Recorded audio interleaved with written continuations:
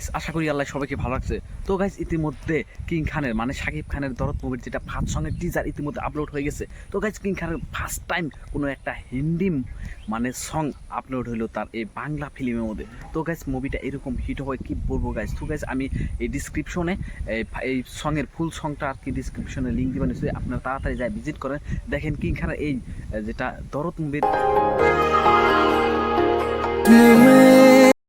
তো guys, king খানের এই দরদ মুভির যেটা সং জিসমে তেরি।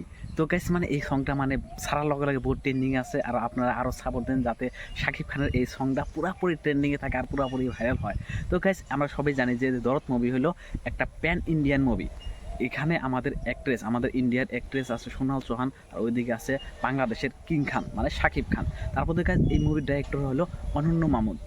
তো গাইস, আমরা আশা করি মুভিটা বহুত হিট হবে। কিং খানের যত মুভি হয়েছে, কয়েকদিন আগে যে তুফান মুভি রিলিজ হয়ে গেলো, ওই মুভিটা মানে বহুত হিট হয়েছে, কিন্তু আমরা আশা করি এই দরদ মুভিটা ওই মুভিকে ক্রস করে দেবে। কারণ যেটা টিজার তো আপনারা নিশ্চয় আর কি দেখছেন। অ্যান্ড আমি 1000টা খুন করতে পারি।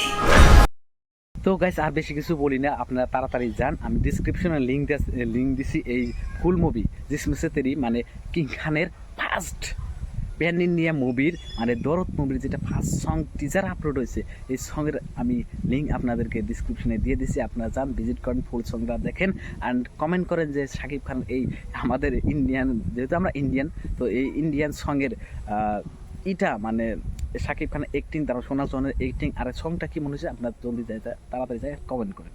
ঠিক আছে গাইস, বাই বাই। নেক্সট ভিডিওতে আমি আবার আইতেছি দরদ মুভির কিছু আপডেট নিয়ে। এটা আমি একটা জিনিস বলবো, সেটা হচ্ছে যে মানে দরদের গল্প দরদ মানে এখনো কেউ জানে না।